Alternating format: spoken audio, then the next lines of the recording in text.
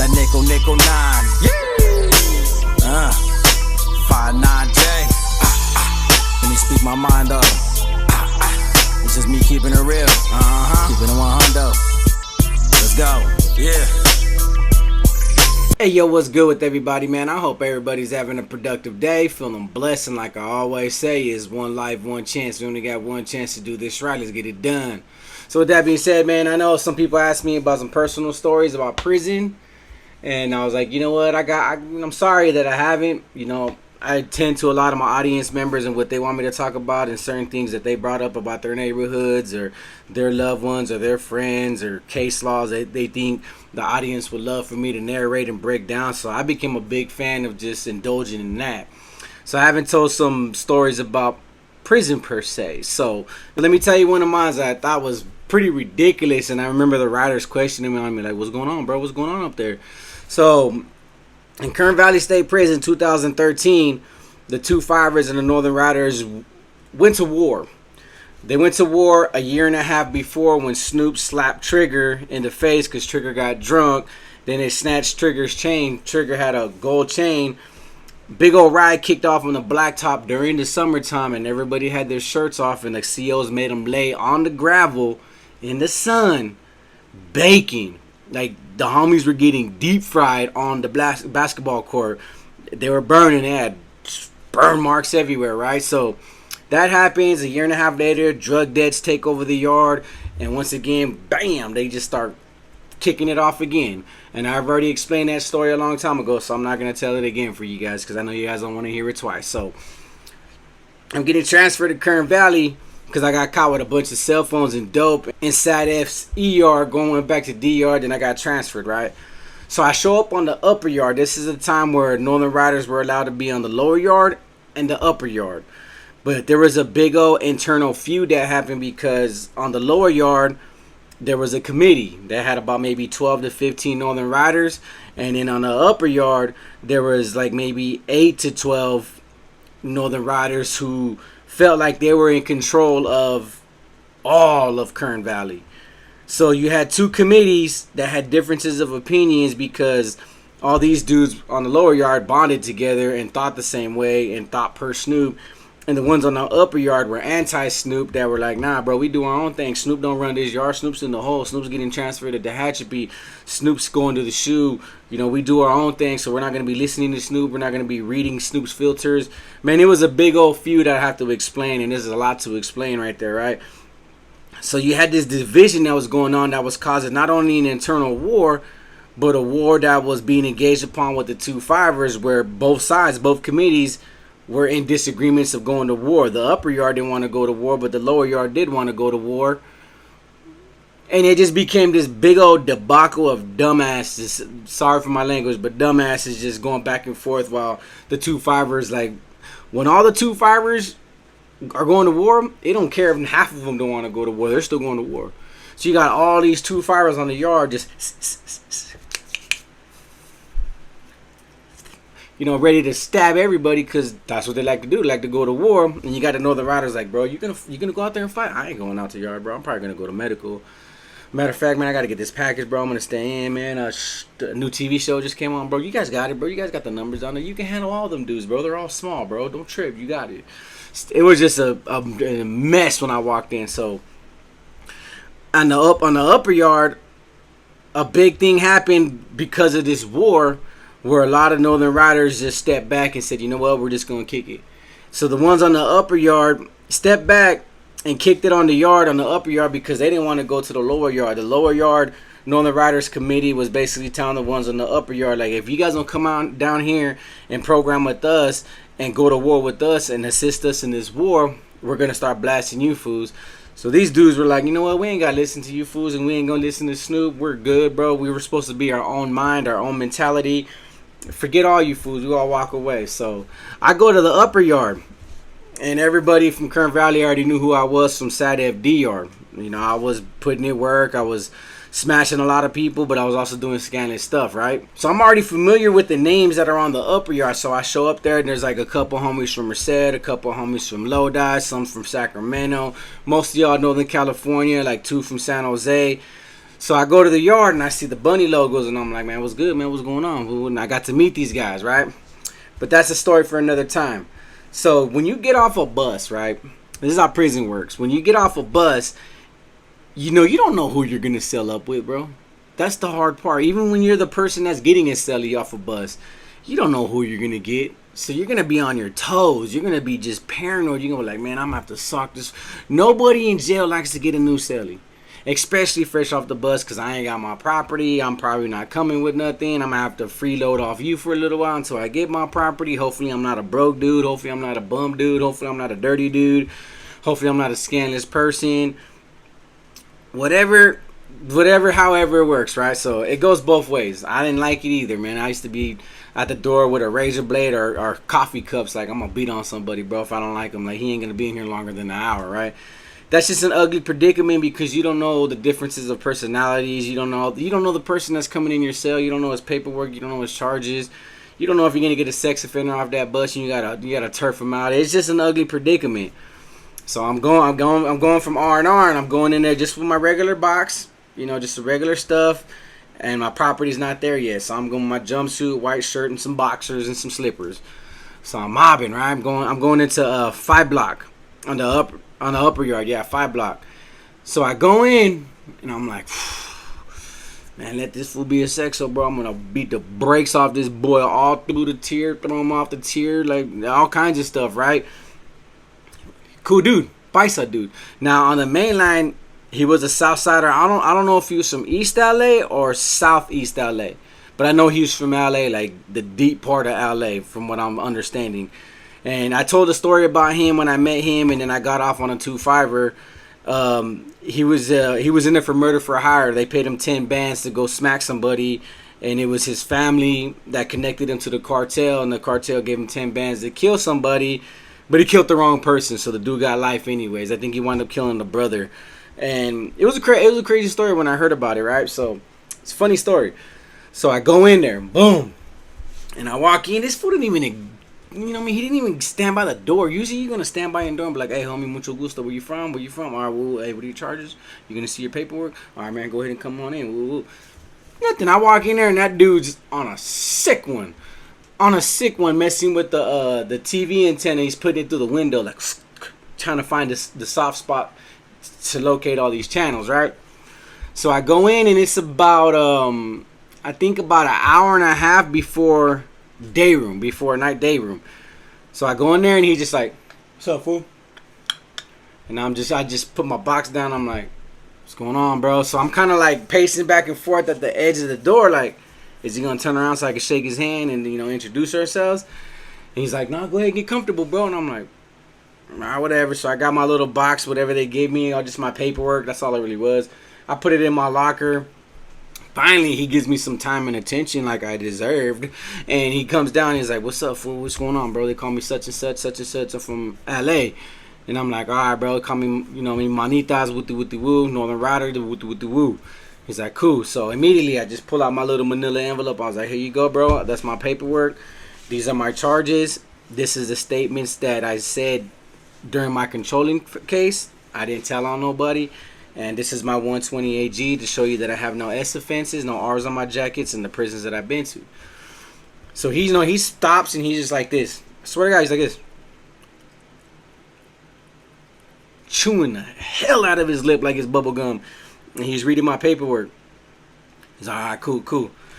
It doesn't give me his paperwork. So now I'm like on edge, bro. I'm like waiting for the right opportunity. Like, hey, man, can I screen yours? So he puts the paperwork, bam. He goes, washes his hands. And then he starts riding a kite. So I'm just going back and forth in the cell. I made my bed and stuff like that. My roll, tucked it on the top mattress. I'm at the door looking, and I'm like, I'm getting nervous because I'm like, man, you got about an hour, bro. I'm going to give it an hour, bro. You better show me your paperwork, bro. I need to see that you ain't no chomo or no pedo, bro. I'm gonna beat the brakes off you, bro. That's just how I was. That's what SNY does to you mentally. Because they're there, bro. So you're like, you don't want to be around it. You don't want to, no siree, bye. I'm not my job.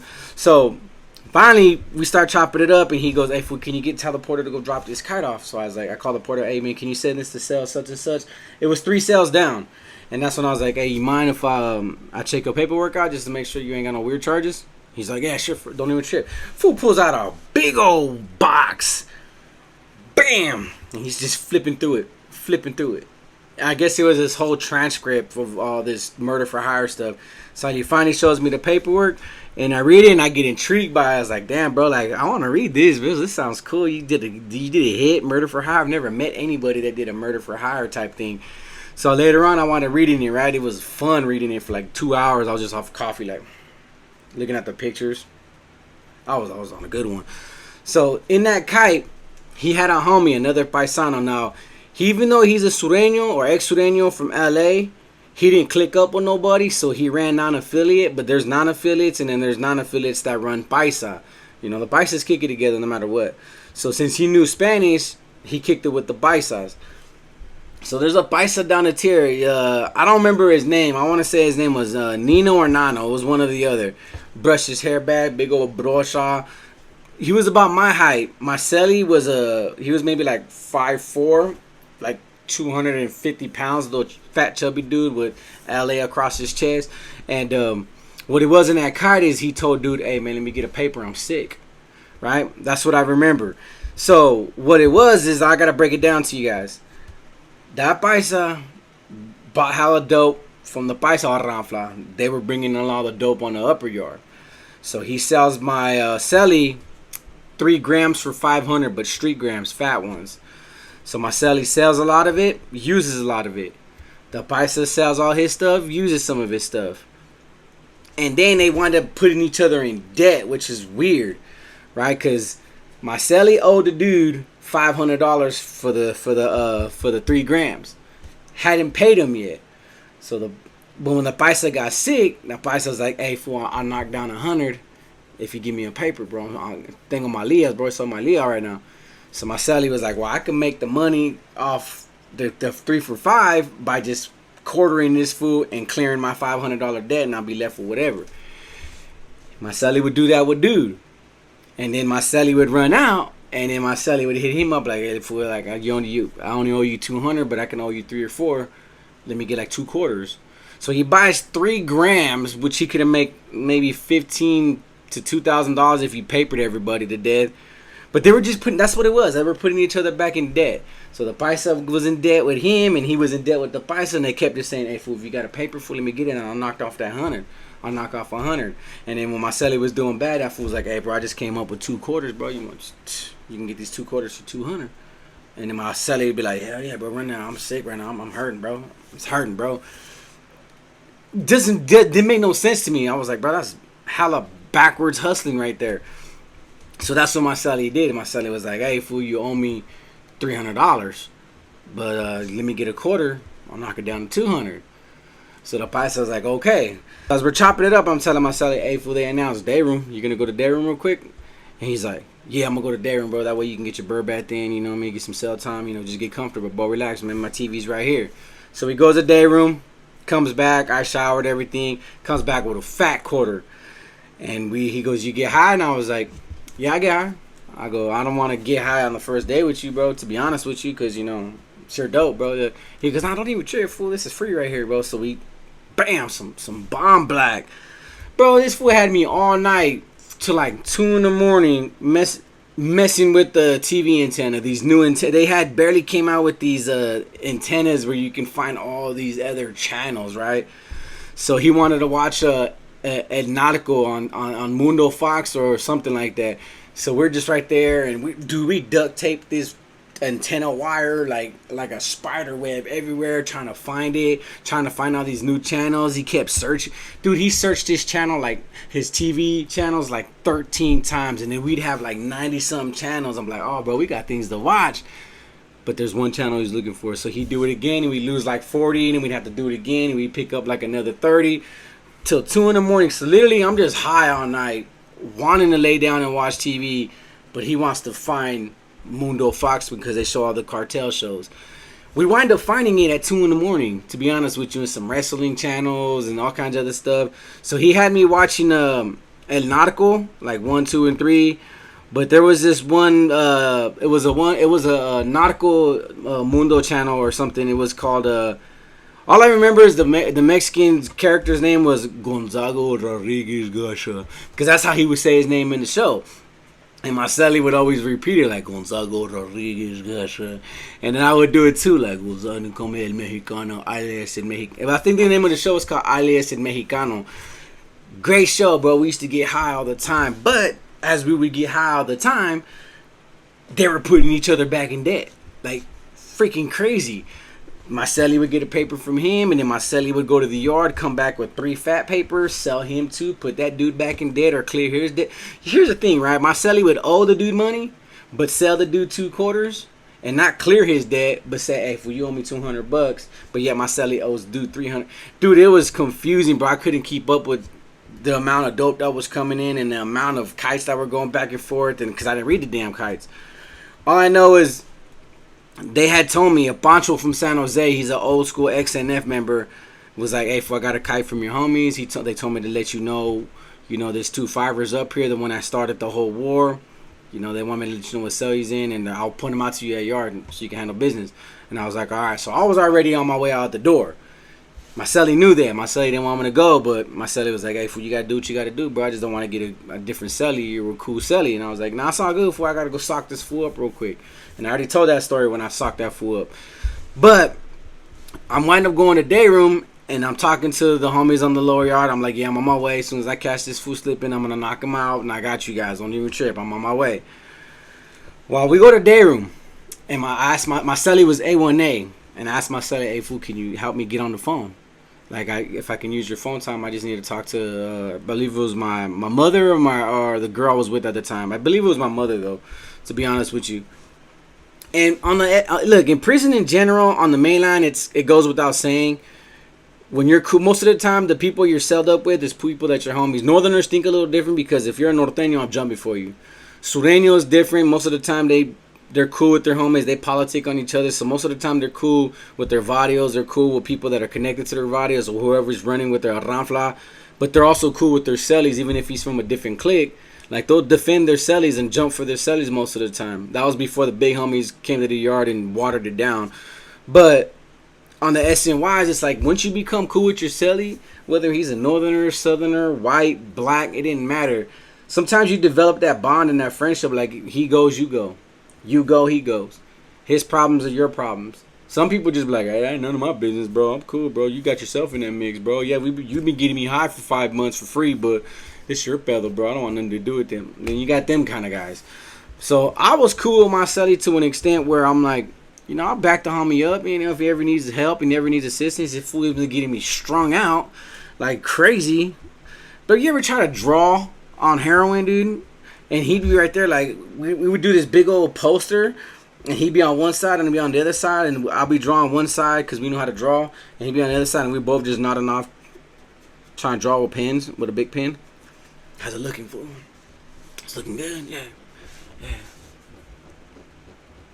That's what we were doing, dude. It'd take us like 10 hours to draw one drawing, but, he taught me a lot of good stuff. He was a bad drawer, but everybody from Southern California is a bad drawer. I don't understand that. So we go to Dayroom.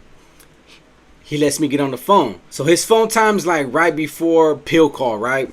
So I'm just waiting by the wall because I'll be damned if somebody takes my phone, because sometimes these dudes, even though it's assigned phone time on the SNY, they just make a line. They don't care if it's assigned phone time. They just make a line, and if they're next, they're going to say they're next, and then you can try to tell a person like, nah, man, I got a 7:45 phone call. Well, I was next on the phone, but I already called it. You were out here when I called it. You were out here when we made a line, bro. You didn't even say nothing. So I wasn't letting that happen. I seen that happen and sat F all day. We were socking fools up left and right for that phone. I got so many stories about socking fools up over the phone. It's ridiculous. I just never tell them. So I'm waiting right there by the wall. And I see my Celly and that homie that's 3 cells down, that they're quartering each other to death, putting each other in debts. They're having an aggressive conversation, and I'm just like, just watching them, just like, I wonder what's that about. But all I kept thinking, I was like, man, my Celly better come in with a paper, bro. That's all I'm saying, bro. You better come in with a paper. I don't give a damn what you arguing about. I don't care if you got to give that man a lap dance on the table in front of everybody. You better come in with a paper, bro.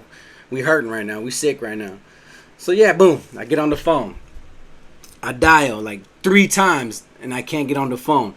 And I'm like, damn, I only got a 15-minute phone call, and then it's going to be 8 o'clock, and, somebody's going to want to get on the phone. And somebody. I was like, man, I wanted to get a hold of somebody.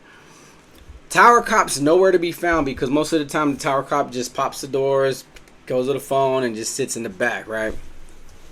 They start getting louder and louder, so now I'm on the phone like, what the hell's going on? Boom! Fight breaks out. Now, like I said, the Paisa is my height, my size, my Celly, short little dude, pudgy little dude, you know, Winnie the Pooh body kind of thing, and so that Paisa starts socking up my Celly. And my Celly, like, I could see, like, he had one hand on the table because he was trying to stop him from falling, but he was trying to punch and he was trying to move out the way. So to me, I took it like, dude, dope fiend my Celly started punching on my Celly when my Celly didn't see it coming. So all my Celly was trying to do was just prevent himself from falling and prevent himself from getting knocked out. But my Celly wasn't really fighting back unless my Celly didn't know how to fight.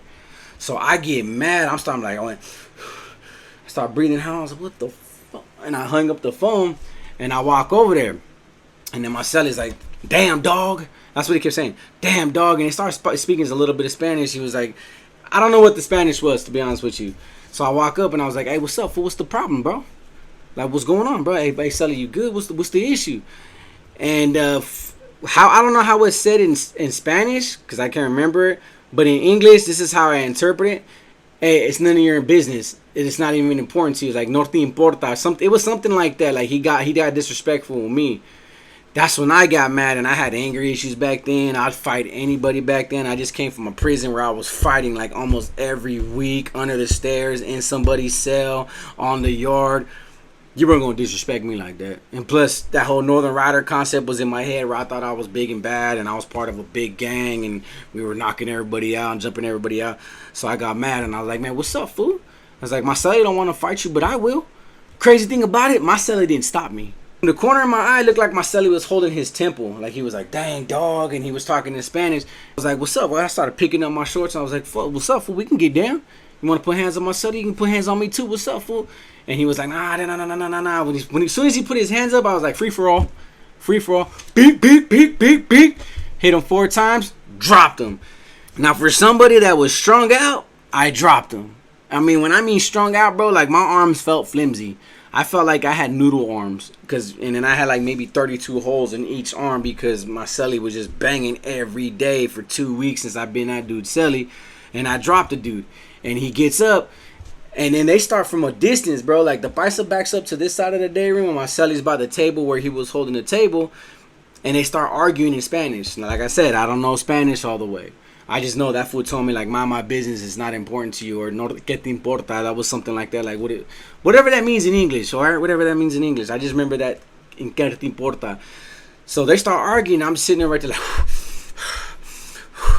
and then my Celly goes, hey, dog, hey, thank you, bro. Hey, dog, let us figure this out. Let us figure this out, dog. And I'm like, all right, fool, whatever, bro. Little punk-ass fool. You know, I was getting mad, bro. I was getting real sorry for my language. You know, I don't cuss on YouTube. So I was getting mad. So I'm right there, and I put my foot on the stool, and I'm leaning on my knee, and I'm just staring at him like I'll mix this Mexican, bro. I don't really care, dude. They chopped it up to the end of the Dayroom till 8:30, and we go back in. So I'm mad that my mama didn't answer, so I couldn't get a free package. I'm mad that nobody else answered. I'm mad that I had to sock this dude like 4 or 5 times because he punched my Celly, but I don't know why my Celly didn't punch him back or why he didn't fight, or I don't know what was going on. So I really wanted to get to the bottom of the story because I could have went to the hole for this. I could have caught a rider for this. But I was there to defend my Celly. My Celly's been getting me high. My Celly's been letting me eat his suits. My Celly's been going to the store. You know, I lived good in that cell while I was trying to develop my program and my hustle. You know, so I gotta give that man respects, and I gotta, defend him and protect him by any means because, he was a good dude. His paperwork wasn't bad. And I like the dude. The dude was hella cool, especially from LA. Like, I didn't think I would really get along with Southerners, but he was a cool cat. So they chop it up. I don't really hear what they're talking about because, like I said, conversations in Spanish, even though they sound funny a lot, they sound like a joke a lot, when they're serious, they use a lot of big words, and I can't catch it. I can't grasp it. So we're going upstairs. I'm looking down. My Celly's still chopping it up, and I see my Celly go down the tier towards his cell. So I'm like, well, there's nothing I can do, bro. If they're going to get down in the cell, I can't defend the dude no more. He has to go handle his business himself, bro. Like, I'm not gonna jump in the cell, because if I jump in with my celly in the cell, bro, I'm gonna split this dude's dome in the lockers. I'm gonna slam his head everywhere, bro. I'm gonna, Buster Douglas him or something. I don't know what I'm gonna do. So I went in the cell and I turn around and I put my hands right there so the door doesn't shut. And I'm just looking down the tier and I see my celly body halfway in, halfway out, comes out, and he has this gray. He always walked around with this gray paño on his neck. And he comes in the cell and he's like, "It's all good, doggy. It's all good, doggy." And I was like, "All right, fool, cool." So I take off my shoes, roll my mattress, didn't even bother. And I look back and I see my celly in he's in his spoon and he's just sticking a fat chunk of black on the spoon. And I'm like, "Oh, what the hell? You came up on some dope?" He's like, "Yeah, fool, he hooked it up, fool." He said, "Sorry for the misunderstanding, bro. We just had a, I think we're both sick, bro. When he came up on some dope and I wanted some dope and he didn't want to give me no dope. So we just got disrespectful with each other, but we can't be letting this get the best of us, bro. We're supposed to be homies, bro." And that was the whole conversation. I don't know how. I think the dude didn't want to give him dope. I think the dude, my celly, was pressuring him to give him dope and using that whole, like, "Well, come on, fool, break the bread, fool. Like, we're supposed to be homies." And all this crazy crap that went haywire, and fool started getting sick and disrespected and all this crazy stuff. So I was like, bro, I socked this dude up 4 or 5 times. Almost jeopardized my program. Could have caught another write-up because you guys are both high and both sick and both wanted to get high and both had some dope or whatever the hell you guys got going on with each other. So at the end of the day, my celly puts the dope in the spoon. 2 days later, I wound up knocking out that 2.5er. So my celly puts the dope in the spoon. Hit it. Bam. Gets lit. Dumb lit. And what do you think we did the whole night? Dude, we had all the channels that we wanted to watch, but we had selective channels. We were watching 12 Corazones, bro. We were watching Telemundo at the time in Kern Valley because we couldn't get it on the wall. Dude, we were watching Muñecas de la Mafia. We were watching Alias Mexicano. We were watching some bad shows, bro, with bad Colombianas and Venezuelan hyenas and all this other stuff, man. We were watching that stupid clown TV show where the dude had a clown, but he always had women on there. My celly watched all the Spanish stations, so we had everything. And he decides to get high and say, "Let's look for some more channels." So here we go all the way up till 4 in the morning. Just, "Hey, move the wire over there and tape it over there. No, move it over here, tape it over here. Hey, wiggle it, hold it right there. Keep going, all night, bro." Like, it's cool getting high, bro, but it's not cool getting high and doing something that kind of distracts you from being high. But it is what it is. So you guys wanted a prison story. That was the time I jumped in for a paisa. But like I said, he's ex-sureño. And it was all over some misunderstanding of dope because they were both just sick. They had the Malia strung out and their communication sucked butt. So kind of sucked, but like I said, I got away with it. But in prison, you get away with a lot. Like I said, there's so many stories that I could tell you about socking fools up over the phone. You can get away with it, bro. It's real easy. So I hope it made you guys laugh about my Telemundo story. So with that being said, like I always say, is one life, one chance. We only got one chance to do this right. Let's get it done. Peace.